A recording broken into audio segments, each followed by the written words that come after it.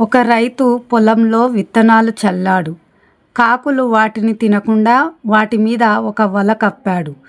పావురాలను వేటాడుతున్న డేగ ఆ వలలో చిక్కుకుపోయింది. విడిపించుకోలేకపోయింది. మరుసటి రోజు ఉదయం రైతు వచ్చాడు. డేగను చూశాడు. డేగ రైతుతో ఇలా అంది, "ఓ పెద్ద మనిషి, నేను పావురాలను వేటాడుతూ నీ వలలో చిక్కుకున్నాను. నీ పొలం పాడు చేయడం నా ఉద్దేశం కాదు. నన్ను విడిచిపెట్టు." రైతు ఒప్పుకోలేదు. "నీవు క్రూరమైన దానివి. పావురాలు నీకేం అపకారం చేశాయి? అయినా వాటిని వేటాడి చంపుతావు. నేను నీ మీద ఎందుకు దయ చూపాలి?" డేగ రైతును ఎంతగానో బ్రతిమలాడింది.